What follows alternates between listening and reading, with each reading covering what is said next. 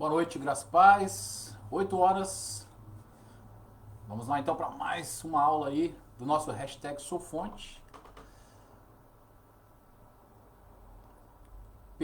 Preto Majestic, seja bem-vindo. Majestic. Seja bem-vindo, querido. Graça e paz, Rosana. Boa noite. É isso aí, o pessoal já está entrando aí.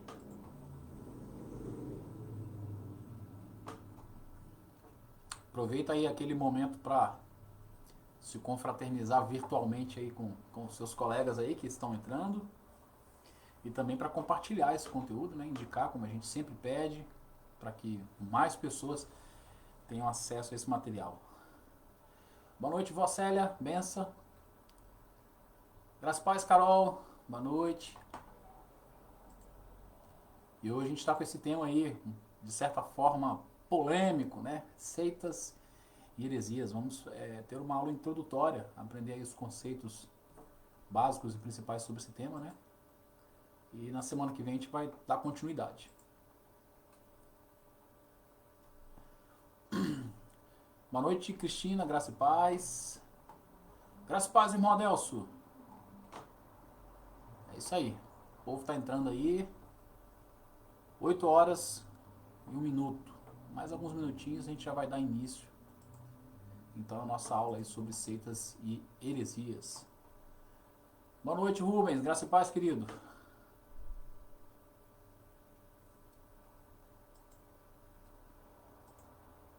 Gostaria que vocês dessem um feedback aí sobre o áudio. Tá legal o áudio? Tá dando pra ouvir direitinho minha voz? Tá tranquilo?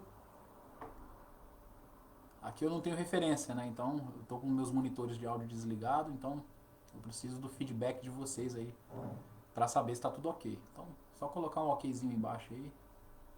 Graças a paz, Olga. Seja bem-vinda, a paz.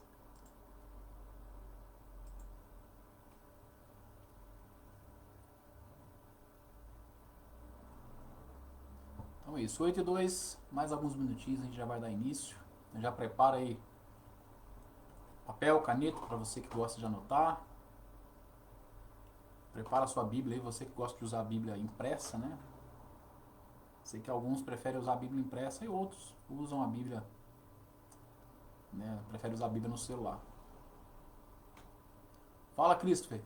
Graças a paz, querido. Ah, tá ok o áudio. Ó, irmão Deus, tudo ok. Edna, graça e paz, querida. Tudo bom? Seja bem-vinda também.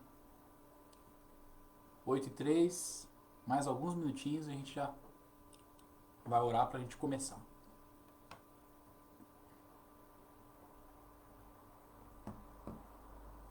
Rosana, obrigado. Tá ok. Botou a mãozinha dizendo que tá ok. É isso aí.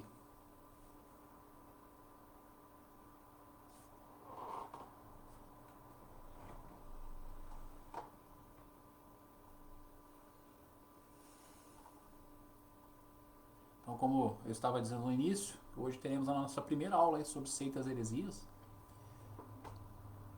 A ideia é fazer uma aula mais conceitual, mais introdutória, para aqueles que nunca estudaram, que nunca tiveram contato com esse tema, né, possam acompanhar sem maiores problemas, né? Mas a gente vai esticar um pouquinho mais no final dela. E na semana que vem a gente dá continuidade aí,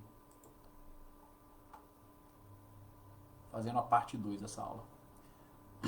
Graças a paz, Eleonora. Seja bem-vinda também. Então é isso. Mais um minutinho a gente já inicia. E se prepara porque hoje nós vamos ler muitos textos, tá? A gente tem sempre tentado embasar biblicamente tudo aquilo que a gente fala. É o mais importante, ter base bíblica, né? Então, são muitos textos. É necessário, né? Eu poderia só simplesmente citar o endereço, o capítulo, né? O versículo, né? Mas eu prefiro ler para mostrar que o que a gente está falando, né? Está totalmente embasado na palavra de Deus. Principalmente com relação a esse tema, que é um tema que levanta um pouco de polêmica, né? Então, se prepara que a gente vai ler bastante hoje. E para ganhar tempo eu vou citar o capítulo, né? O livro, o capítulo e o versículo, mas eu já separei aqui para ler. Você pode depois, pode anotar para acompanhar, né? Para conferir cada um dos textos depois, beleza? Vamos lá, 8 e 5 agora, vamos dar início então. Vamos começar orando, né? Senhor Deus amado Pai, eu quero como sempre, te agradecer, Deus, por mais um dia de vida que o Senhor nos dá. O privilégio de acordar, né, de respirar, de poder conviver com os nossos amigos e familiares. E também, Senhor Deus, por mais essa oportunidade de estarmos aqui reunidos, mesmo que virtualmente, né, mas reunidos em Teu nome para aprender mais de Ti. Peço que Teu Espírito Santo venha nos conduzir, Deus, né, através desse estudo, que cada palavra dita, né, tudo seja para a honra e glória do Teu santo nome, né, e que o Senhor, através do Teu Espírito Santo, venha nos dar entendimento, venha falar aos nossos corações, que possamos crescer, né, mais em sabedoria e conhecimento sobre o Senhor. Em nome de Jesus, amém. Graças a paz, Giza, seja bem-vinda também. Bom, queridos, vamos lá então. Eu vou, antes de iniciar aqui, deixa eu só preparar o meu celular aqui para acompanhar também.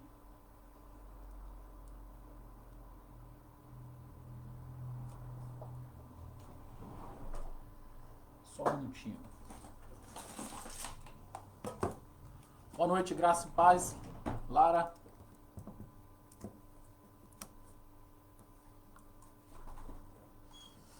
O irmão Adelso falou que o áudio tá baixo. O áudio tá baixo aí pra vocês, queridos? Tá dando pra ouvir? Qualquer coisa eu falo um pouquinho mais alto aqui.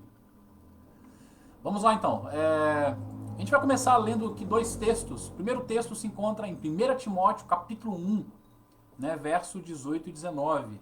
Então peço você que você abra aí. Ok? 1 Timóteo capítulo 1, verso 18 e 19. Diz assim a palavra de Deus. Timóteo, meu filho, dou-lhe esta instrução, segundo as profecias já proferidas a seu respeito, para que, seguindo-as, você combata o bom combate, mantendo a fé e a boa consciência que alguns rejeitaram, e por isso naufragaram na fé. Judas só tem um capítulo, né? A gente vai ler os versos 3 e 4. Diz assim: Amados, embora estivesse muito ansioso por lhes escrever acerca da salvação que compartilhamos, senti que era necessário escrever-lhes, insistindo que batalhassem pela fé, uma vez por todas confiada aos santos. Pois certos homens, cuja condenação já estava sentenciada há muito tempo, infiltraram-se dissimuladamente no meio de vocês. Estes são ímpios e transformam a graça do nosso Deus em libertinagem e negam Jesus Cristo, nosso único soberano e Senhor. Amém? Bom, existe uma grande quantidade de assuntos, né, sejam eles doutrinários ou teológicos, que são polêmicos. Né? Quando a gente fala sobre polêmica, é o que não falta. São temas, né, são assuntos que podem ser de origem doutrinária ou teológica, que vão ter certo grau de polêmica, né? E seitas e heresias é um desses assuntos, né? É um desses assuntos que geram, na maior parte das vezes, polêmicas. E por isso, por conta dessa polêmica, muitos tendem a evitar de falar sobre seitas e heresias, né? Evitam ao máximo tocar nesse assunto para evitar exatamente gerar algum tipo de polêmica. E um argumento muito usado, né, por quem pensa assim, por quem pensa que deve se evitar de se falar desses assuntos, é que eles geram mais calor do que luz. Aliás, esse argumento é muito usado sempre que aparece um assunto polêmico. Vamos falar, para que vai falar disso? Para que vai tratar disso? Esse assunto vai gerar mais calor do que luz, né? Porém, acho que deu para perceber pelos textos, né, os dois textos que nós lemos no começo, tanto o que Paulo escreveu a Timóteo e o texto da carta de Judas, né, que é papel do cristão, né, e da igreja batalhar contra os erros doutrinários. Ou seja, tanto o cristão pessoalmente, isoladamente, quanto a igreja, o corpo, né, tem esse papel, tem um dever de batalhar contra os erros doutrinários que tentam perverter, né, a mente e o coração das pessoas, né, e também daqueles que são salvos. Né. Tomás de Aquino, um dos pais da igreja, certa vez falou o seguinte: não se opor ao erro é aprová-lo, não defender a verdade é negá-la. Ou seja, nós, como cristãos, nós devemos realmente nos opor ao erro. Quando a gente vê algo errado, a gente tem que denunciar, a gente tem que falar. Né? Não defender a verdade, né, é negá-la, de certa forma. Porque quando a gente se cala, acaba que a voz da mentira, a voz do erro, a voz da heresia, como é o caso, né, como é o nosso assunto base hoje, nosso assunto o tema, né, da nossa aula de hoje acaba criando força, né, acaba ganhando cada vez mais espaço. Então é importante nós, como cristãos e como igreja, a gente entender que a gente tem esse papel. Né? Então, a partir dessa lição, como eu falei, nós vamos fazer 2 lições falando sobre isso. Hoje é a primeira parte. Nós vamos conceituar biblicamente o que é uma seita e o que é uma heresia. Né? Porque são temas que, além de ser polêmicos, às vezes causam certa confusão. Né? E a ideia aqui é que vocês consigam, após essa aula, identificar o que é uma seita e heresia, mas também que vocês, né, assim como eu também preciso disso, que nós, né, estejamos mais preparados para evangelizar aqueles que estão sendo enganados, né, por esses ensinos. Né? Então a ideia é basicamente isso, é saber identificar, é quando a gente bater o olho e saber identificar, isso é uma heresia, isso está contra a palavra de Deus. E também que a gente esteja mais preparado para evangelizar, para falar, para apontar o erro para aqueles que estão sendo enganados por tais ensinos, ok? Então eu quero começar aqui com uma pergunta, né? Nosso primeiro tópico aqui é uma pergunta, né? Por que e como lidar com esse tema? Uma pergunta muito pertinente e geralmente é uma pergunta muito comum de se ouvir. Por que eu tenho que me preocupar, né, com seitas e heresias? E segundo, como eu devo lidar com isso? E eu quero ler com vocês 1 Pedro 3,15 e 16, né, porque ele vai responder de forma muito clara a esses 2 questionamentos. Diz assim então a palavra de Deus. Antes, santifiquem Cristo como Senhor no coração. Estejam sempre preparados para responder a qualquer que lhes pedir a razão da esperança que há em vocês. Contudo, façam isso com mansidão e respeito, conservando boa consciência, de forma que os que falam maldosamente contra o bom procedimento de vocês, porque estão em Cristo, fiquem envergonhados de suas calúnias, né? Então é muito interessante que Pedro responde essas 2 perguntas. Em primeiro lugar, ele diz que nós devemos estar preparados, né, para responder, né, acerca da razão da nossa esperança. Ou seja, quando as pessoas nos questionarem acerca da razão da nossa esperança, nós temos que estar preparados para responder. Né? E na medida que nós fazemos isso através do estudo das seitas e heresias, quando a gente pega um conceito herético, vamos imaginar uma doutrina herética, um ensino que não está de acordo com a palavra, mas eu coloco do lado da palavra para saber se está de acordo com a palavra, automaticamente eu sou levado a pensar, né, sobre aquele conceito e sobre aquilo que eu creio. E automaticamente eu vou tornando mais sólido a fé, tornando mais sólido aquilo que eu creio. Né?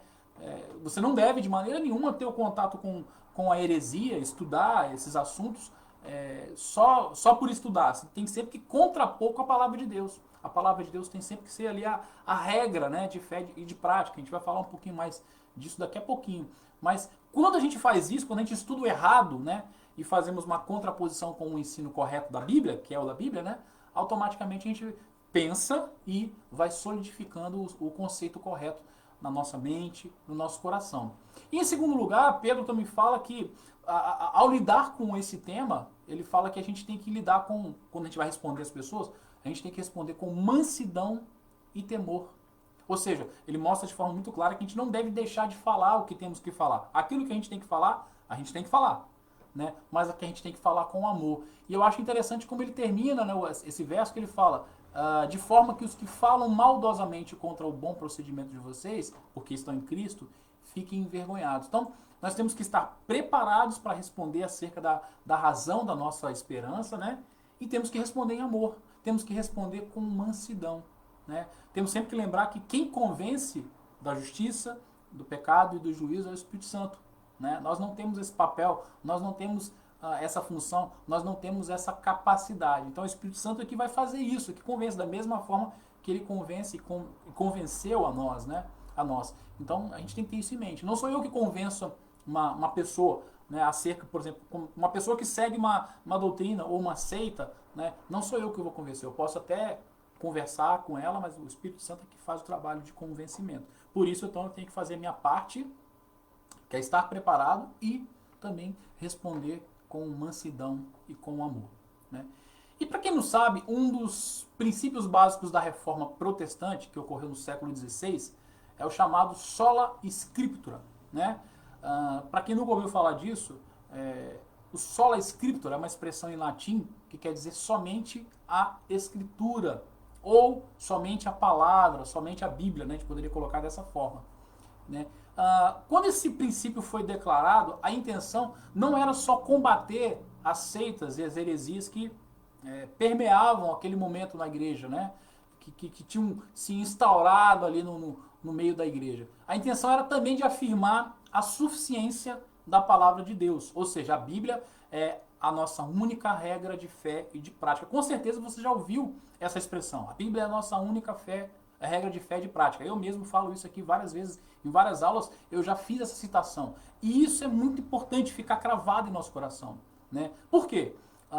Toda heresia, ela contradiz, a gente vai falar um pouco mais disso, um conceito bíblico, né? Então por isso que tudo parte da Bíblia.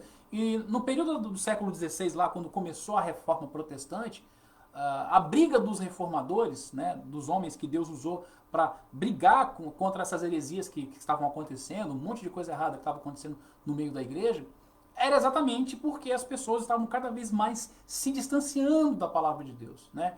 Então, quando eles falavam sola scriptura, ou somente a escritura, somente a palavra, eles tinham a intenção de afirmar a suficiência da palavra de Deus, ou seja, a palavra de Deus é suficiente. A palavra de Deus, a Bíblia, ela é suficiente para me instruir, para me guiar, para me direcionar, para me ensinar. Então eu não preciso de nada mais. Então por isso só a Escritura, somente a Escritura, né? E por que é importante a gente resgatar? Por que eu estou trazendo isso à tona novamente? Porque o conceito de heresia na visão cristã, dentro do cristianismo, se refere a todo ensino que distorce de uma maneira ou de outra o que Deus revelou em sua palavra.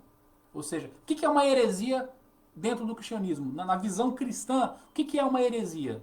É aquilo que vai contra a palavra de Deus. É aquilo que distorce em maior ou menor grau o que está revelado na Bíblia, né? Então, se vai contra a palavra de Deus, é uma heresia. Na visão cristã, é isso. Porque a palavra heresia ela não é usada só no meio cristão, no meio evangélico. Ela é uma palavra usada em vários meios, né? Então, mas no meio cristão, o entendimento de heresia é tudo aquilo que vai contra, em menor ou maior grau, a revelação bíblica, né?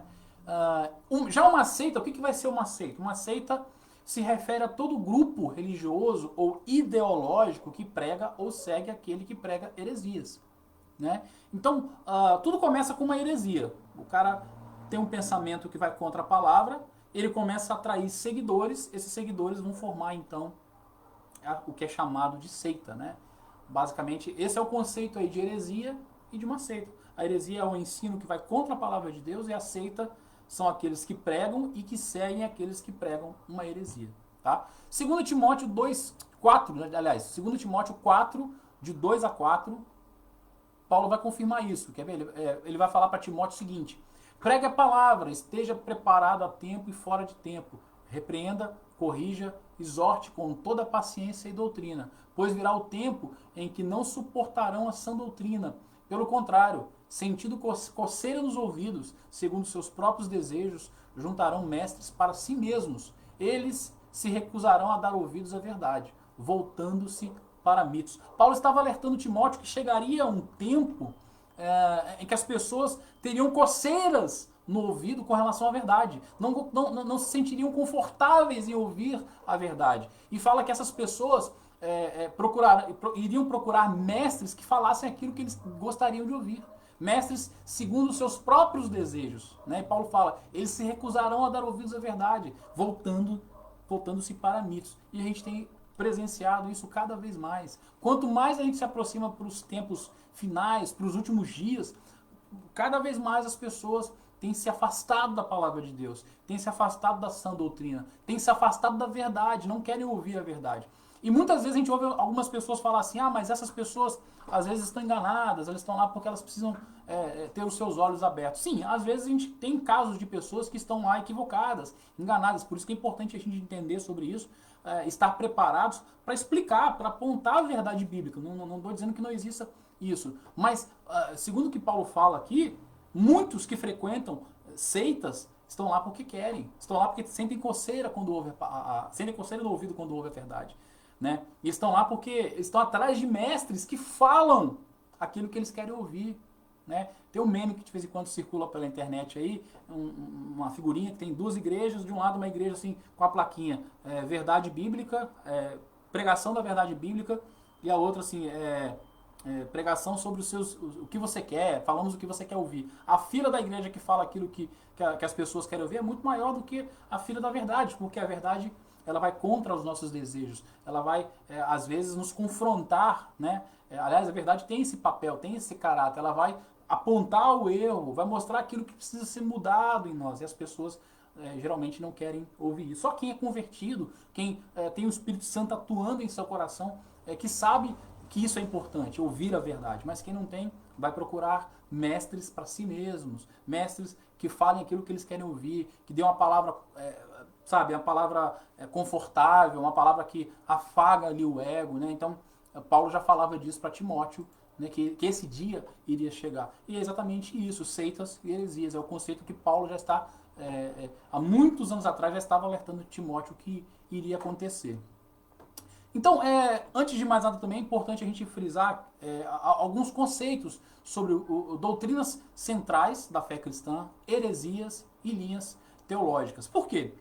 Talvez você não tenha escutado alguns desses termos aqui, sejam termos novos, até anota aí para você depois pesquisar melhor, mas eu vou tentar explicar eles aqui nessa aula, porque esses termos, né, e o entendimento do conceito de cada um desses termos, às vezes causa um pouquinho de confusão na mente de algumas pessoas, né?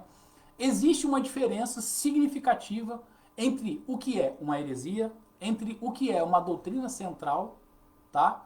Que é a base da fé cristã, e linhas e pensamentos teológicos. Eu vou tentar explicar, eu vou explicar cada um deles, espero que eu consiga ser claro o suficiente, né, para que todos possam entender. Em primeiro lugar, vamos falar sobre a palavra doutrina. O que é a palavra doutrina? Às vezes a gente usa tanto aí na igreja, né?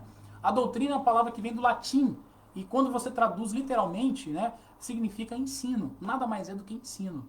E a doutrina ela pode ser aplicada tanto a qualquer tipo de ensino, como a um ensino específico, como a doutrina cristã. Tá? Mas a doutrina, de forma geral, é uma palavra que significa ensino. Então, doutrina e ensino é a mesma coisa. Uma heresia, nós já falamos, que é todo ensino que contraria, de uma forma ou de outra, a revelação bíblica. Ou seja, uma heresia nada mais é do que aquilo que vai contra uma doutrina bíblica, contra um ensino bíblico, né? E as doutrinas centrais, né, ou doutrinas que são a base da fé cristã, são aquelas que, em primeiro lugar, vão nos definir, nos identificar como cristãos. Como é que funciona isso? Existe um corpo de pensamento doutrinário, de ensino doutrinário, que forma ali o que é chamado de cristianismo. E para você se afirmar como cristão, você tem que acreditar, defender, né, em cada um desses pontos. Tá? Isso é chamado de doutrina central da fé cristã. Tá? Esses pontos eles são inquestionáveis. Esses pontos não podem de maneira nenhuma serem rejeitados, pois influenciam diretamente na nossa salvação. Tá? Então, são chamados de doutrinas centrais ou doutrinas que são base da fé cristã. Eu vou dar alguns exemplos. Por exemplo, um exemplo de doutrina central da fé cristã, a doutrina da Trindade. Todo cristão ele tem que crer na Trindade. Crer que nós cremos num Deus, né, que é um Deus apenas, mas ao mesmo tempo é três. Pai, Filho e Espírito Santo. Nós temos também que acreditar como cristãos na dupla natureza de Cristo. Nós falamos sobre isso em Cristologia, ou seja, Cristo é 100% homem, mas também é 100% Deus. Como cristãos, nós temos também que acreditar na salvação pela fé. A salvação não é por obras, é pela fé. E não é a fé em qualquer coisa ou em qualquer pessoa, mas é a fé em Cristo como único e como suficiente Salvador. Tá? Eu dei aqui apenas alguns exemplos daquilo que compõe o corpo de doutrinas centrais do cristianismo. Existem outras doutrinas, né, que são chamadas de doutrinas centrais do cristianismo. Uma pessoa que nega qualquer uma dessas doutrinas não pode ser chamada de cristã. Uma pessoa que fala, por exemplo, que Jesus não é Deus. Há pouco tempo eu vi um vídeo de um pastor, né, falando que Jesus era o Messias, que Jesus era o Salvador, mas que ele não era Deus. Né? E um monte de gente aplaudindo e tal. E alguns não conseguiam enxergar o erro, né, o problema que essa afirmação dele, né, trazia. E é uma afirmação herética, porque existem inúmeros textos, a gente vai falar um pouco disso mais para frente na nossa aula, existem inúmeros textos que vão confirmar, que vão atestar a divindade de Cristo, ou seja, a deidade. E vão mostrar que Cristo era e é Deus, né? E que ele também é homem. Então, eu peguei esse aqui como exemplo, mas qualquer uma dessas doutrinas que fazem parte aí do corpo de doutrinas cristã, se alguém nega, essa pessoa não pode ser classificada, não pode ser chamada de cristão. Então, o cristão, ele é aquele que pega o pacote fechado das doutrinas base, das doutrinas centrais. Só que você vai ter as linhas teológicas, linhas ou posições teológicas. É aqui que alguns vão criar uma certa confusão. O que são as linhas ou posições teológicas? São pensamentos que não influenciam na salvação. Uma doutrina central da fé cristã influencia na sua salvação. Por exemplo, alguém que não crê na Trindade não pode ser chamado de cristão, porque a Bíblia fala da Trindade e a salvação ela é uma obra trinitária. Quando você lê a Bíblia toda, você entende que a Trindade toda participa, né, da salvação. Deus enviou o seu Filho, o Filho ele é o mediador, mas o Espírito Santo aplica, né, a obra da redenção. Né, e o Espírito Santo aplica a santificação em nossas vidas. Então é uma obra trinitária. Então se você não crê na existência da Trindade, logo você não é cristão. Né? Então é mais ou menos assim que funciona. Então, quando você rejeita uma doutrina central da fé cristã, você está rejeitando algo que diz respeito à salvação. Agora, uma linha ou posição teológica não diz respeito à salvação, não vai influenciar em nada. E geralmente uma linha ou pensamento teológico, eles estão mais ligados à questão das denominações. Hoje nós temos inúmeras denominações, aí nós temos igrejas batistas, presbiterianas, quadrangular, Assembleia de Deus, né? Existem uma grande quantidade de denominações. E a maior parte dessas denominações são igrejas cristãs. As doutrinas centrais são as mesmas. Creem em Cristo como único e suficiente Salvador, creem na Trindade, creem que a salvação é pela fé e não por obras, e por aí vai. Né? O que vai diferenciar são pontos, né, que não são centrais. Por exemplo, eu separei alguns aqui para a gente falar. Né? Existe o que é chamado de cessacionismo e continuismo. O cessacionismo, para quem nunca ouviu a expressão, vem da palavra cessar, né, ou acabar. Eles acreditam que os dons espirituais cessaram, acabaram. Né? E o continuismo, como a própria palavra sugere, indica que eles creem que os dons espirituais continuam. Por exemplo, nós, Fonte de Vida, nós estamos aqui numa aula do nosso hashtag SouFonte, então é importante frisar isso. Qual é o pensamento Fonte de Vida sobre isso? Nós somos continuistas, nós acreditamos na contemporaneidade dos dons espirituais. Né? Nós acreditamos que os dons continuam se manifestando assim como aconteceu no Antigo e no Novo Testamento. Não acreditamos que eles cessaram. Né? Mas nós vamos ter irmãos de outras denominações, eu chamo de irmãos porque são irmãos, que acreditam que isso cessou. Que isso foi algo que cessou lá no Novo Testamento. Né? Isso aconteceu com os apóstolos, depois não acontece mais. Né? Por conta disso, eles deixam de ser nossos irmãos? Não, porque esses pensamentos não fazem parte das doutrinas centrais da fé cristã. Então isso é importante frisar também. A questão do batismo, por exemplo, vocês vão ter algumas denominações que acreditam que o batismo deve ser por imersão. Né? A nossa igreja, por exemplo, pratica esse tipo de batismo. Mas tem outras igrejas que praticam o batismo por aspersão. Né? Mas isso não define salvação. A forma como você é batizado não vai influenciar na sua salvação, porque a salvação é pela fé em Cristo. Né? Então, é uma doutrina também que não vai influenciar nesse aspecto da salvação. Se fosse assim, o ladrão na cruz, né, não teria sido salvo, porque ele não foi batizado. E Jesus falou o que para ele? Digo que hoje estarás comigo, ainda hoje estarás comigo no paraíso. Né? Então, isso é muito importante. Assim, são doutrinas que não fazem diferença. Então, irmãos de outras denominações são nossos irmãos em Cristo, apesar de terem pensamentos teológicos, linhas, posições teológicas um pouco diferentes.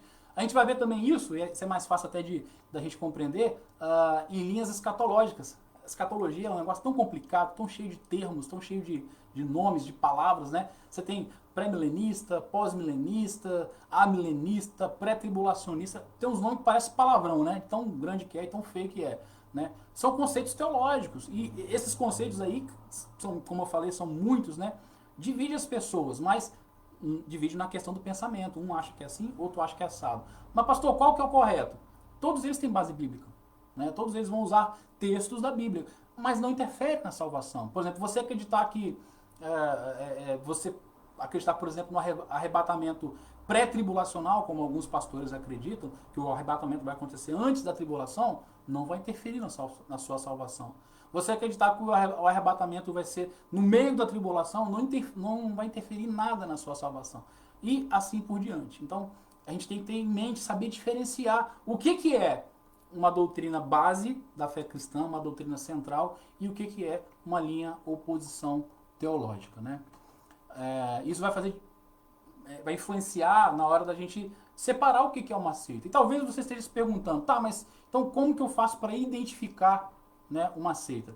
Então, quando nós conhecemos de maneira aprofundada as doutrinas centrais do cristianismo, que eu falei no começo, quando você tem isso muito bem resolvido na sua mente, na sua cabeça, não fica difícil você identificar uma heresia e uma seita. Quando você ouve uma heresia, quando você ouve algo, um ensino que não condiz com a palavra, automaticamente aquilo, sabe, parece que salta aos seus olhos, né? Ou salta aos seus ouvidos. Está errado. A Bíblia não fala assim. Não é bem assim. Igual quando o exemplo que eu citei anteriormente, quando eu vi o tal do pastor lá falando que Cristo era Salvador, que Cristo era o Messias, mas ele não era Deus. Que ele era filho de Deus, mas ele não era Deus. Que Jesus, em momento algum, falou que era filho de Deus. Na hora que eu ouvi aquilo ali, eu falei assim, opa, que absurdo que esse cara falou. Isso é uma afirmação herética. Então, quando a gente tem um conhecimento, quando a gente já tem esse ensino bem resolvido em nossa mente e nosso coração, fica fácil. Só que eu vou passar para vocês aqui um método que não é meu, é um método apologético, né, o nome, que se usa para você identificar, para ficar mais fácil você identificar desse processo aí de o que é uma seita, o que é uma heresia. É você pensar nas 4 operações matemáticas. Isso mesmo. Adição, subtração, multiplicação e divisão. Por que as 4 operações matemáticas? De forma geral, esses são os 4 caminhos usados pelas seitas. Né? Então as seitas, em algum momento ou outro, elas vão adicionar algo, ou elas vão tirar algo, ou elas vão dividir, ou elas vão multiplicar um ensino. Então, eu vou falar sobre cada um deles. E a partir desse ponto, então, eu já peço a desculpa se de repente alguma coisa que eu vou falar aqui talvez ofenda alguma pessoa que está nos assistindo. Nossa intenção não é essa. Nossa intenção é só mostrar a nossa forma de pensar. Estamos aqui numa aula chamada #SouFonte, onde a ideia é introduzir o nosso pensamento, né, como a fonte de vida crê, o que a gente pensa sobre doutrinas e pensamentos teológicos de forma geral. As nossas aulas todas têm sido com esse intuito de apresentar o nosso pensamento. Então a gente vai citar aqui algumas igrejas, algumas denominações, né, e o pensamento deles. E não é difícil comprovar esse pensamento, basta ir no site dessas denominações, dessas igrejas, buscar, que você vai ver que tudo que for falado aqui é verdade. E a nossa intenção é mostrar que a gente não pensa assim. É basicamente isso, não é ofender, não é nada pessoal. Mas vamos lá então. Das seitas que vão adicionar, que trabalham primeiro com adição, né? O próprio termo sugere, eles vão adicionar algo à palavra, ou seja, a Bíblia não é suficiente, né? Eles precisam de algo para complementar a palavra de Deus. Nós começamos falando no início da aula sobre o sola scriptura, né? Que é um princípio da reforma protestante. Nós já falamos que a Bíblia ela é suficiente, eu não preciso de complemento. Mas essas seitas que trabalham com essa forma de alterar, que é a adição, eles vão colocar algo a mais. Nesse caso, esse complemento pode ser uma escritura a mais, ou seja, eles vão usar a Bíblia e mais alguma coisa, a Bíblia e mais algum outro tipo de escritura, ou pensamento de seus líderes, pensamentos de profetas, pensamentos de autoridades daquele grupo. Né? Eu vou citar alguns exemplos. O primeiro exemplo aqui é o exemplo do catolicismo romano. O catolicismo romano, eles têm como fonte de autoridade, por exemplo, a Bíblia Vulgata Latina. Foi escrita no final do século IV e início do século V, né, por Jerônimo, e conta com 73 livros. Aqui você já percebe algo complicado. A Bíblia evangélica, a Bíblia cristã, ela tem 66 livros, diferente da Bíblia católica, que tem 73. Então eles têm uma quantidade de livros a mais que foram adicionados depois. Quem assistiu às nossas aulas de bibliologia, nós falamos sobre isso. São os livros chamados deuterocanônicos, né? Ou seja, eles foram adicionados depois da Bíblia fechada. E eles também têm essa questão da tradução. A tradução que eles usam é a Vulgata Latina, que é para eles é a única tradução que é verídica, é verdadeira. Eles vão ter também a crença no magistério da igreja. O que é a crença no magistério da igreja? São o corpo dos líderes, né, que vai ser formado ali pelos cardeais, né, a liderança da igreja católica. Então, o que essa liderança falar é lei. O que essa liderança falar, é o chamado magistério da igreja, né, é aceito ali como dogma. Né? Então você vai ter aí a declaração do Papa, os concílios de cardeais, né? Felipe Reis, graça e paz, meu querido. Então você vai ter as encíclicas papais, as bulas papais, as declarações dogmáticas papais. São coisas que a Igreja Católica usa além da Bíblia. Né? Então eles não acreditam só na Bíblia. Eles acreditam na Bíblia? Sim, mas a Bíblia não é suficiente. A Bíblia não é a única regra de fé e de prática. Eles têm a crença no magistério da Igreja e vão ter também o que é chamado de Sagrada Tradição, que é uma coleção de interpretações da Bíblia que vem sendo feita desde o início da Idade Média até os dias de hoje. Então a tradição para a Igreja Católica também é muito importante. E segundo o Concílio de Trento, que foi um concílio que aconteceu entre o ano 1545 e 1563, a tradição e o magistério têm a mesma autoridade da Bíblia. Né? Então eles têm a Bíblia, a tradição e o magistério, né, o sagrado magistério ali como mesmo nível de autoridade. Ou seja, Deus não parou de se revelar e ele continuou se revelando através do Papa, por exemplo. Né? Então isso é complicado. Nós vamos ter também outra seita muito conhecida, chamada Adventista do Sétimo Dia, né? Que embora eles afirmem que a Bíblia é a sua autoridade maior, né? Eles creem que Deus inspirou uma profetisa chamada Ellen White na interpretação das Escrituras e de seus livros, ou seja, tudo aquilo que a Ellen White falou acerca das Escrituras e os escritos, os livros, que ela escreveu muitos livros, né? Eles creem que tem o mesmo nível de autoridade da palavra. Né? Ou seja, então, não é só a palavra, não é só a Bíblia, mas o que Ellen White falou e aquilo que ela escreveu, né, também tem a mesma autoridade. Né? Aí talvez você se pergunte, mas e por que não podemos adicionar nada à Bíblia, pastor Ricardo? A Bíblia não foi escrita lá por homens? Sim, ela foi escrita por homens, mas nós já falamos isso na aula de bibliologia, que ela foi escrita inspirados pelo Espírito Santo. Esses homens não falaram de si mesmos, eles foram inspirados pelo Espírito Santo. Mas nós vamos ver aqui a própria Bíblia respondendo o porquê nós não podemos adicionar nada à palavra de Deus. Em primeiro lugar, 2 Pedro 1,21 vai dizer o seguinte: pois jamais a profecia teve origem na vontade humana, mas homens falaram da parte de Deus, impelidos pelo Espírito Santo. Então, a Escritura, a palavra de Deus, não tem nada ali que seja da vontade humana. Os homens foram usados por Deus ali como instrumentos, né, escreveram, mas o autor é o Espírito Santo. O Espírito Santo que moveu eles, o Espírito Santo que inspirou eles a escrever. Então, primeiro ponto, que eu não posso adicionar nada à Escritura, porque ela é uma revelação de Deus dada através do Espírito Santo. Segundo ponto, porque eu não posso adicionar nada à Bíblia. Apocalipse 22, de 18 a 19, vai dizer o seguinte: declara a todos os que ouvem as palavras da profecia desse livro. Se alguém lhe acrescentar algo, Deus lhe acrescentará as pragas descritas neste livro. Se alguém tirar alguma palavra deste livro da profecia, Deus tirará dele a sua parte na árvore da vida e na cidade santa que são descritas nesse livro. Então esse texto é muito claro, dizendo que eu não posso nem adicionar e nem tirar algo das Escrituras. Apocalipse 22, 18 e 19. Terceiro, por que eu não posso adicionar nada às Escrituras? Porque ela é nosso padrão de fé e comportamento. 2 Timóteo 3, 15 e 17 vai confirmar isso. Quer ver? Porque desde criança, Paulo escreveu a Timóteo, né? Você conhece as sagradas letras, que são capazes de torná-lo sábio para a salvação mediante a fé em Cristo Jesus. Aí Paulo continua dizendo um texto, muito conhecido, né? Toda a Escritura é inspirada por Deus e útil para o ensino, para a repreensão, para a correção, para a instrução na justiça, para que o homem de Deus seja apto e plenamente preparado para toda boa obra. E aqui eu quero te chamar a atenção para o final. Paulo fala que toda a Escritura é inspirada por Deus, mas ele fala, para quê? Para a correção, para a instrução na justiça e para que o homem seja apto e plenamente preparado para toda boa obra. Então a Escritura ela já contém tudo que o homem precisa. Né? Então eu não posso adicionar nada às Escrituras, em primeiro lugar, porque ela é a revelação de Deus dada através do Espírito Santo, porque ela condena eu adicionar ou tirar algo, porque ela é o padrão de fé e comportamento. E a última razão aqui está lá em Gálatas 1,8, Paulo escrevendo aos Gálatas, diz assim: mas ainda que nós ou um anjo do céu pregue um evangelho diferente daquele que lhe pregamos, que seja amaldiçoado. Paulo fala assim, ainda que eu ou nós cheguemos a pregar um evangelho diferente, não aceite. O próprio Paulo fala isso, ou seja, não podia acontecer um evangelho ser pregado diferente nem pela própria boca do Paulo. Paulo estava falando isso. O evangelho que nós pregamos é esse. Se eu adicionar alguma coisa a mais, que seja considerado como anátema. Anátema é amaldiçoado. Então, qualquer nova revelação deve ser considerada anátema. Então, eu não posso adicionar nada às escrituras, não posso adicionar nada à palavra de Deus. Deixa eu só ver se tem alguns comentários aqui antes de a gente falar do próximo ponto. É isso aí, o pastor colocou, não podemos compactuar com as obras infrutuosas das trevas. Felipe Reis, saudade de você, meu amigo. Isso aí, Rosana, não é certo que só a palavra de Deus basta, ela é a verdade e o que adicionar algo é herético, não posso aceitar.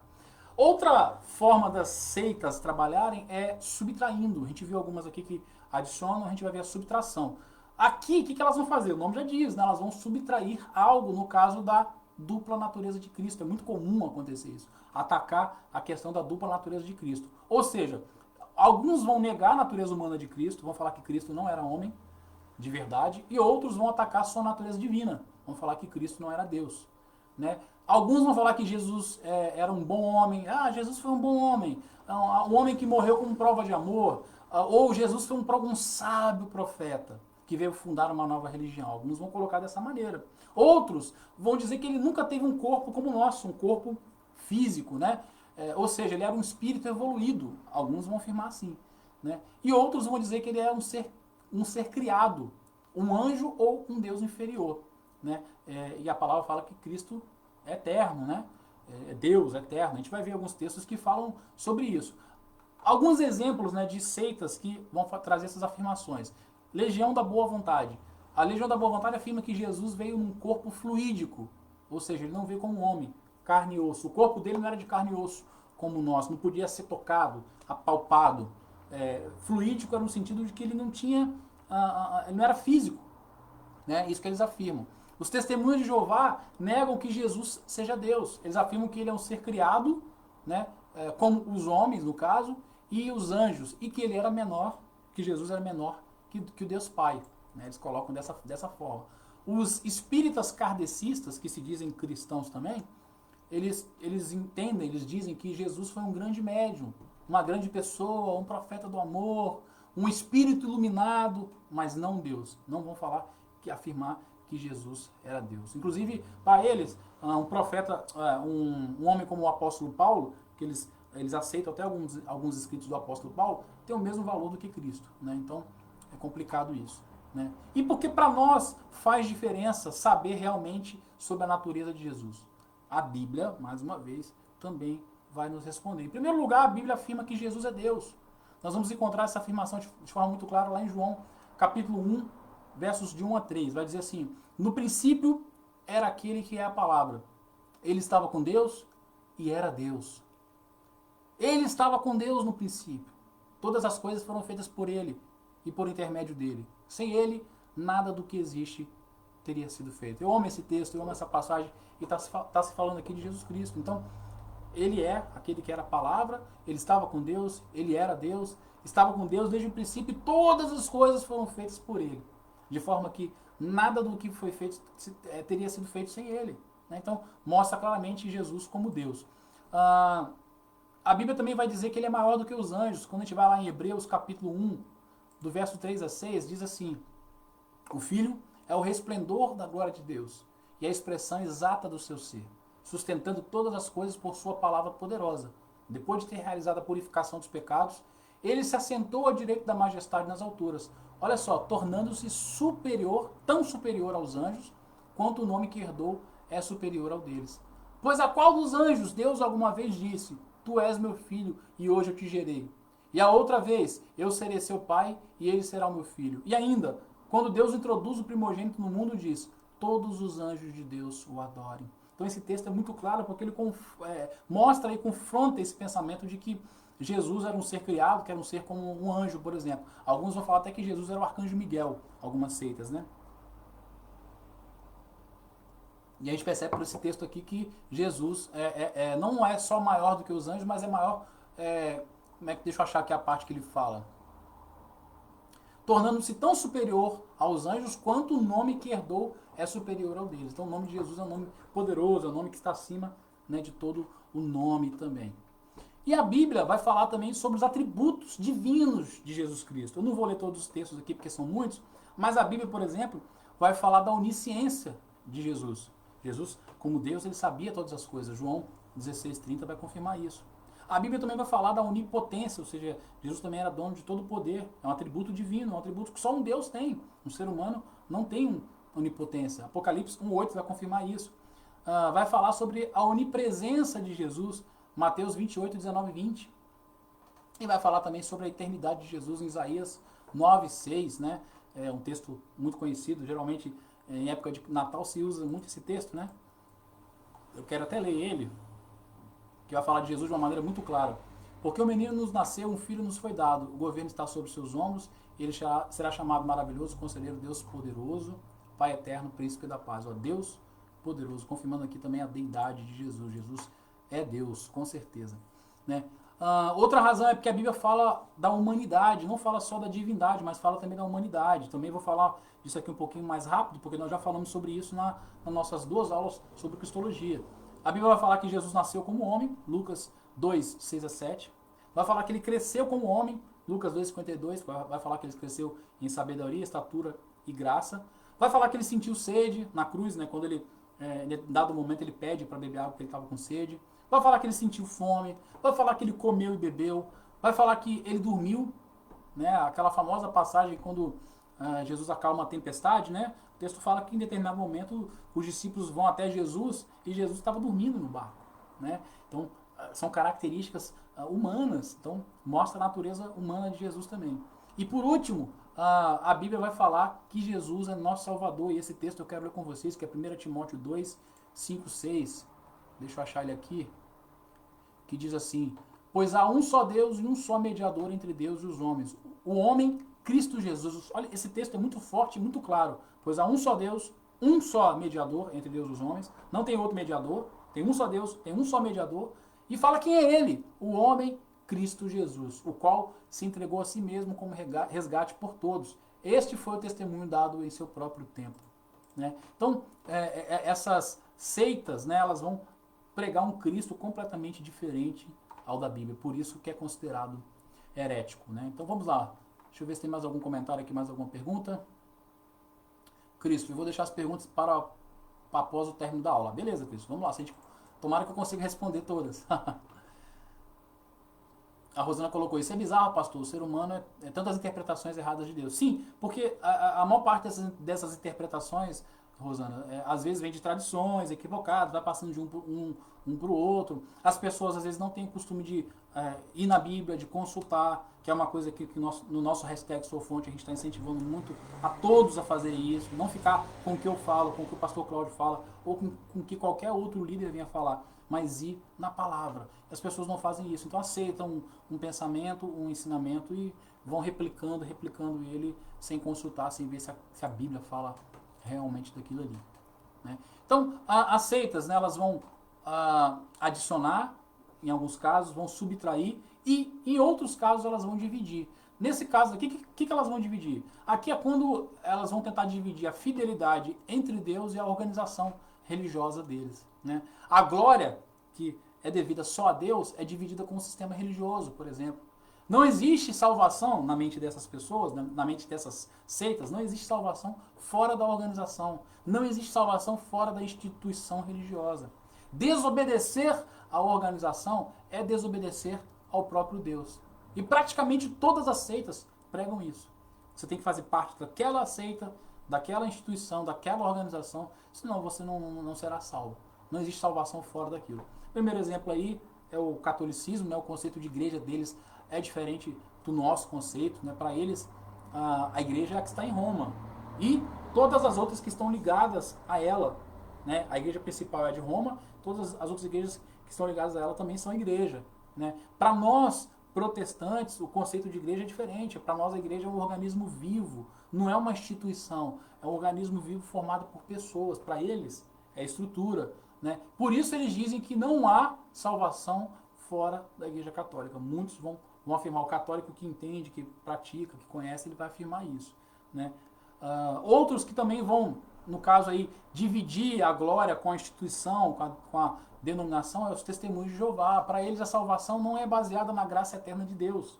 Você não é salvo pela graça eterna de Deus, né? Você é salvo somente por meio da obediência às doutrinas da Sociedade Torre do Vigia. O que é a Sociedade Torre de Vigia?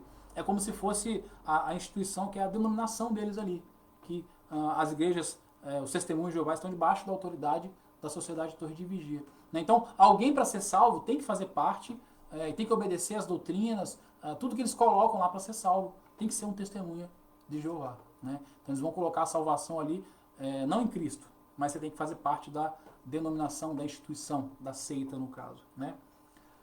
Outra que vai fazer a mesma coisa são os mormons. Na visão dos mormons, existe dois tipos de salvação, não sei se você sabia disso. Uma salvação geral, que é um direito de ressurreição para todos os homens, né? E uma salvação específica, que é um direito de ascender e tornar-se um Deus. Isso, é isso mesmo que você ouviu. De acordo com a quantidade de obras que você fizer, do seu esforço pessoal em obedecer o evangelho pregado por eles, quanto mais você fizer, você pode chegar ao ponto de, além de ter o direito à ressurreição, de ascender e se tornar um Deus, né? É bem viajante, mas é assim que funciona, né? Então, a salvação ela está atrelada ao esforço pessoal em obedecer às doutrinas, aquilo que é pregado somente por eles. Eles são os detentores da verdade, né? Na visão deles. Tanto que por isso que é chamado a Igreja de Jesus dos Santos dos Últimos Dias, né? Eles não colocam como uma das igrejas de Jesus, é a Igreja de Jesus dos Santos dos Últimos Dias. Então, os Santos dos Últimos Dias começou desde Jesus, né? De Jesus para cá começou os últimos dias, né? Então, eles se colocam como a igreja que representa os santos dos últimos dias, né? Então, é uma baita de uma heresia. E por que é uma baita de uma heresia? Talvez você esteja se perguntando. Mais uma vez, vamos recorrer à palavra, né? Eu acho que deu para perceber que em tudo aqui a gente está recorrendo à palavra. Por que isso é uma heresia? Em primeiro lugar, porque a Bíblia vai afirmar que a salvação é individual. A salvação não é por uma instituição, ela é individual. Marcos 16 vai dizer o seguinte: quem crer e for batizado será salvo, mas quem não crer, será condenado. Vou ler mais uma vez. Quem crer e for batizado será salvo, mas quem não crer será condenado. Então, bem claro, palavras de Jesus. Quem crer, e quem? Está falando da pessoa, pessoal, e for batizado será salvo. Mas quem não crer será condenado. Não fala que quem fizer parte de uma instituição, quem fizer parte de uma denominação, quem fizer parte de um grupo, não. A salvação, ela é individual. Por que isso é uma baita de uma heresia? Porque além da salvação ser individual, deve haver arrependimento. Atos 3,19 vai dizer o seguinte: arrependam-se, pois, e voltem-se para Deus, para que os seus pecados sejam cancelados. Então, tem que haver arrependimento. Eu tenho que me arrepender, você tem que se arrepender. Não basta fazer parte de um grupo. O fato de você fazer parte de um grupo, de você frequentar uma igreja, não. Se você ser membro, você pode ter até carteirinha de membro, não interessa. Isso não garante salvação para ninguém, né? A salvação ela é individual, tem que passar pelo arrependimento, para você se voltar para Deus, como o texto diz, né? Outra razão que comprova que isso é uma baita de uma heresia, João 14,6 vai falar que Jesus é o caminho, a verdade e a vida, e que ninguém vai ao Pai senão por Ele. Eu não vou nem ler esse texto, porque é um texto muitíssimo conhecido. O próprio Jesus fala: eu sou o caminho, a verdade e a vida. E ele se coloca como o caminho, como a verdade e como a vida, mostrando que não tem outra forma de se voltar até Deus. Tem que ser por Ele. Ele é o caminho, Ele é a verdade e Ele é a vida. E por último aqui, outro texto que comprova que isso é uma baita heresia. A salvação vem de Deus. A salvação não vem de obras, não vem de uma instituição, vem de Deus. 1 Coríntios 1, 28 a 31 vai confirmar isso. Paulo diz o seguinte: ele escolheu as coisas insignificantes do mundo, as desprezadas e as que nada são, para reduzir a nada as que são, para que ninguém se glorie diante dele. É, porém, por iniciativa dele que vocês estão em Cristo. A iniciativa é de Deus. É, porém, por iniciativa dele que vocês estão em Cristo Jesus, o qual se tornou sabedoria de Deus para nós, isto é, justiça, santidade e redenção, para que, como está escrito, quem se gloriar, glorie-se no Senhor. Então nós não podemos nos gloriar por fazer parte de uma denominação, de uma grande igreja, de uma seita, nada disso, porque isso não garante a salvação. Como Paulo falou, é por iniciativa dele. Dele de quem? De Deus. É a iniciativa de Deus. é por causa de Deus. Ele gerou, ele nos buscou. Desde Adão, é Deus que nos busca. Desde Adão, quando Adão pecou, foi Deus que foi atrás de Adão. Adão se escondeu, nós agimos da mesma forma. Desde o começo, Deus é que vem atrás de nós, Deus é que vem nos buscar. Se dependêssemos de nós, eu sempre digo, nós iríamos para o inferno sem escala. Graças a Deus, graças à sua misericórdia, como Paulo fala, graças à iniciativa dele, nós estamos em Cristo Jesus. Então, por isso que quem quem divide a glória de Deus, a glória que é devida a Deus, com a glória da denominação, quem diz que você tem que fazer parte daquela denominação, que você tem que seguir as doutrinas dele, aquilo que eles colocam, os ensinos, isso é heresia, né? Porque a salvação ela é pessoal, em primeiro lugar, tem que passar pelo arrependimento, ela passa pelo único caminho, pela única verdade e a vida que é Cristo, e ela vem de Deus. Isso tem que ficar muito claro para nós. Deixa eu ver se tem mais alguma pergunta. Já está indo para o último ponto aqui para a gente finalizar. Ok. Outra coisa que vocês podem fazer também, qualquer um de vocês, me mandem as perguntas pelo particular. Né? Porque realmente nosso tempo não vai permitir que a gente fique aqui, porque senão vai passar muito do tempo. Ok? Amém. Vamos lá então. Continuando aqui para a gente finalizar.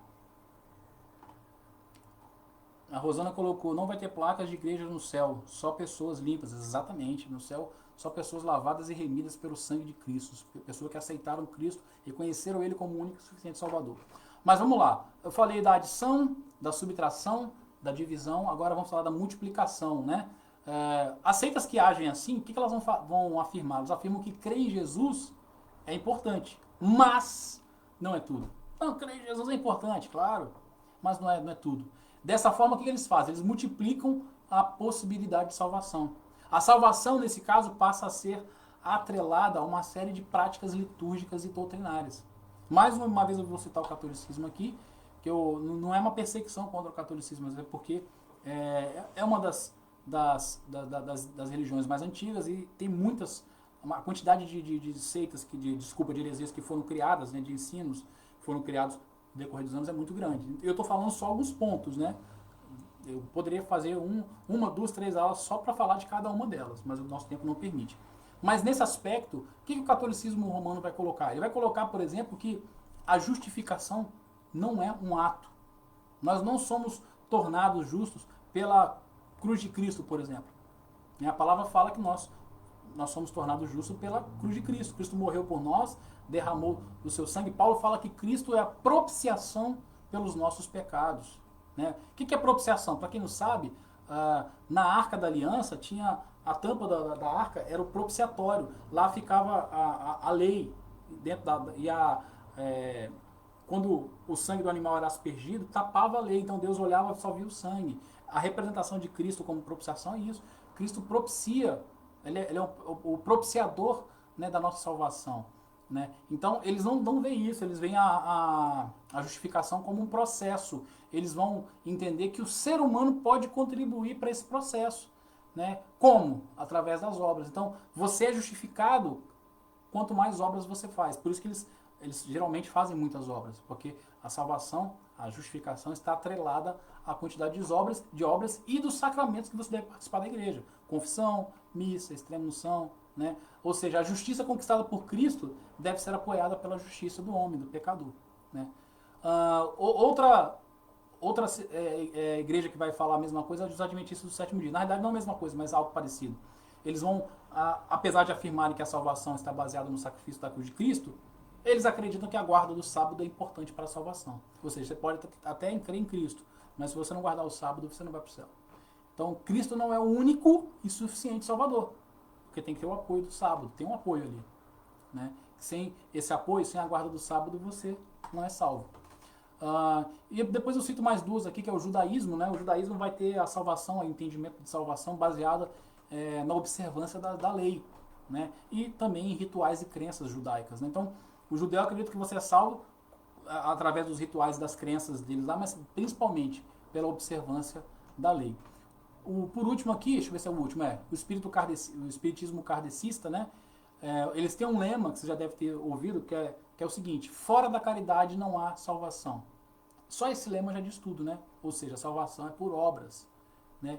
E outro importante é que para o espírita não existe uma salvação da alma, da condenação eterna. Não, a salvação eles não vão ver dessa forma. Mas a salvação para eles é a salvação de uma reencarnação excessivamente carregada de más ações na próxima existência. Ou seja, você vai melhorar a sua próxima reencarnação. Não é uma salvação da condenação eterna. E essa salvação também que eles entendem é através das obras, né? E por que esses ensinos estão errados? Como sempre, a Bíblia irá nos responder. A gente já está finalizando, queridos? Eu passei um pouquinho da hora aqui, mas já está finalizando. Em primeiro lugar, porque a Bíblia declara que a salvação é pela graça e não por obras. Efésios 2, 8 e 9 vai dizer o seguinte: pois vocês são salvos pela graça, por meio da fé, e isso não vem de vocês, é dom de Deus, não por obras, para que ninguém se glorie. A Bíblia é muito clara em afirmar isso. Não é por obras, exatamente para que ninguém se glorie. Nós somos salvos por um dom de Deus, nós somos salvos pela graça, por meio da fé. Outra coisa, nós nascemos mortos espiritualmente. Romanos 5,12 vai dizer o seguinte: portanto, da mesma forma como o pecado entrou no mundo por um homem, e pelo pecado a morte, assim também a morte veio a todos os homens, porque todos pecaram. Quando Adão pecou, ele transmitiu para todos os homens a morte. E essa morte não é só uma morte física, até porque Adão não morreu naquele momento, né? A morte, na Bíblia, ela tem 3 características. Ela se refere à morte física, apesar de Adão não ter morrido exatamente naquele momento, mas a morte entrou no corpo dele. Ele começou a envelhecer, né? Ele deixou de ser um ser que poderia viver eternamente, né? Então ele perdeu isso, ele começa ali a morrer, né? A partir dali entrou a morte física. Existe também a morte, que é a separação do homem entre Deus, né? Você vê, a primeira coisa que Adão faz é se esconder. Ele se esconde de Deus. E a Bíblia fala que o Senhor sempre procurava o homem, né, depois da viração do dia ali, para conversar, para bater papo com ele. Mas o que Adão faz ali é o quê? Se esconde. Porque o pecado também, a morte nesse sentido aí, significa a separação entre nós e Deus.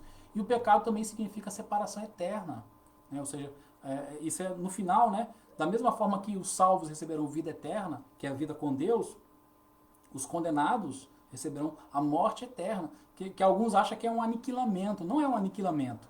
Tipo assim, acabou e eles morreram para sempre. Não, eles vão ser atormentados eternamente, né? Eles vão lá para o lago de fogo e enxofre, onde vai arder, sabe, eternamente. E eles, pior do que isso, eles experimentarem essa distância eterna do Senhor, a separação eterna de Deus. Que a morte na Bíblia significa isso.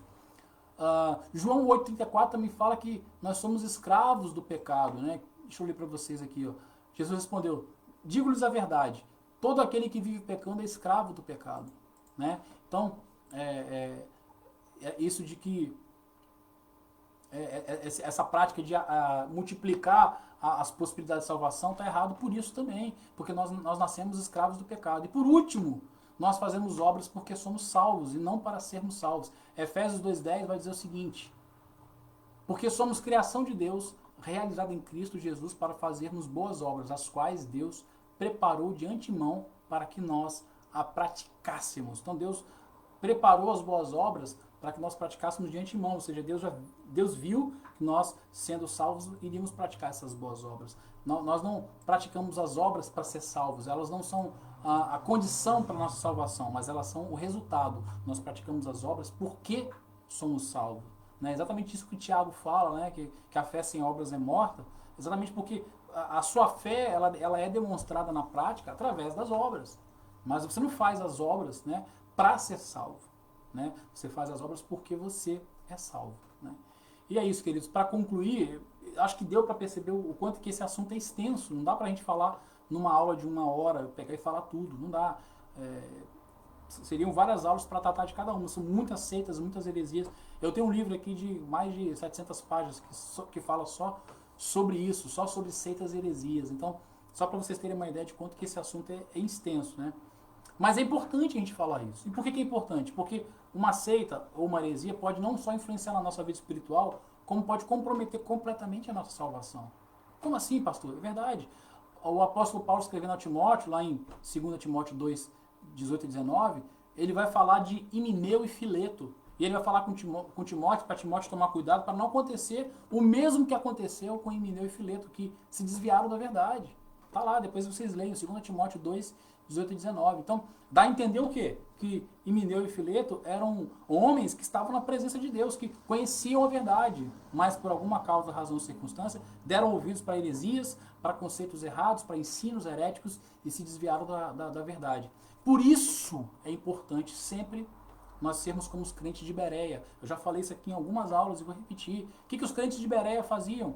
Né? Paulo estava pregando lá nessa cidade de Bereia e tudo que Paulo falava eles examinavam. Tudo que Paulo falava eles iam lá na palavra para ver se estava de acordo. Né? Então, Atos 17, 11 e 12 vai falar sobre isso. Nós devemos ser assim.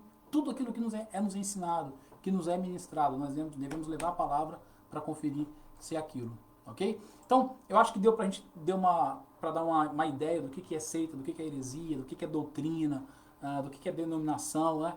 E se tiver alguma dúvida, me mandem no particular. Nós já passamos da hora, agora é 9h05, já estou 5 minutos atrasado, né, do meu horário de término. Peço desculpa aos irmãos, mas na aula que vem a gente vai continuar tratando esse assunto. Sobre o que a gente vai falar na aula que vem? Na aula que vem a gente vai falar sobre teologias humanistas, materialistas. Vamos falar sobre teologia da prosperidade, teologia relacional e a teologia do coaching.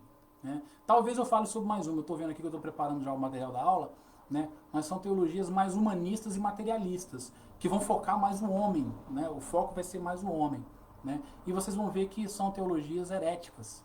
Né? Partem da Bíblia, mas tem uma interpretação equivocada. E eu vou mostrar para vocês, pela própria Bíblia, por que está errado, né? Por que a gente tem que tomar cuidado. Tá ok? Então é isso. Quem tiver pergunta, me manda depois, porque nosso tempo não permite que eu leia tudo aqui agora. Me mandem depois. Tá bom? Vamos orar. Não posso deixar de lembrar vocês, amanhã teremos nosso Café com Bíblia a partir das 9h30 e à noite teremos a aula, né? A partir das 20 horas com o pastor Cláudio, mais uma aula do hashtag Soufante, então não perde não, tá bom? Deus abençoe cada um de vocês, vamos orar e agradecer a Deus.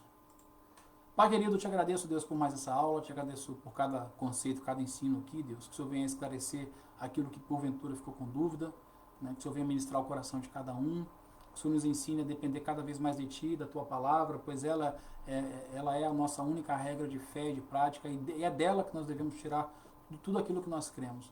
Nos capacita, Senhor Deus, para que nós estejamos preparados para responder, né, a todos a respeito da razão da nossa esperança, assim como o Pedro fala, Senhor Deus, e que nós possamos fazer isso com mansidão, com temor, com amor, sem acusação, porque aquele que acusa não entendeu, Pai. Aquele que acusa não ama. Aquele que aponta para o outro, Senhor Deus, não está praticando o verdadeiro cristianismo, não aprendeu realmente como deve ser. Então, que o Senhor, através do Teu Espírito Santo, venha nos conduzir a agir dessa forma. Né? Que venhamos sempre a lembrar que é o Teu Espírito Santo que nos conduz da justiça, do pecado e do juízo. Quero pedir que o Senhor abençoe cada vida que está nos assistindo, cada lar aqui representado, que o Senhor nos dê uma noite tranquila e abençoada, em nome de Jesus. Amém. Boa noite para todos, queridos. Beijão. Fui.